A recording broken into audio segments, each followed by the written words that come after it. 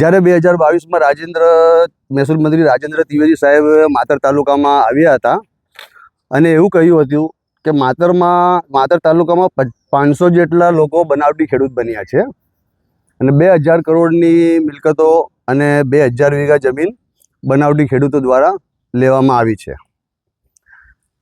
તેમાંથી કોઈ પણ વસ્તુ ત્રિવેદી સાહેબ તમે પાછી લાવ્યા એનો જવાબ લોકોને કરજો।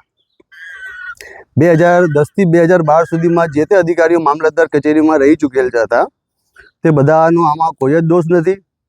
જો અધિકારીઓ સંડોવાયેલા ના હોય તમામની ઉપર કાર્યવાહી કરવામાં આવશે, ગુનાઓ દાખલ કરવાના રહેશે, કોઈ પણને છોડવામાં નહીં આવશે એવું તે ત્રિવેદી સાહેબે 2022માં મીડિયા દ્વારા કહ્યું હતું।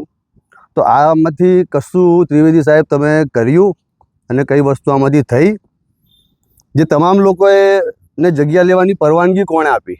પહેલાં તો આ કૌભાંડોમાં એકલા જમીન લેનાર જ જાતે બધું કર્યું છે, તો શું આમાં કોઈ અધિકારીનો ભાગ સંડોવાયેલો નથી? શું આમાં એકે વાત તમારી સાચી પડી ત્રિવેદી સાહેબ? તો એકે વાત સાચી પડી નહીં। જો પડી હોય તો તેમનો જવાબ લોકોમાં જાહેર કરજો। જો હું ખોટી માહિતી જાહેર કરતો હોઉં તો પહેલાં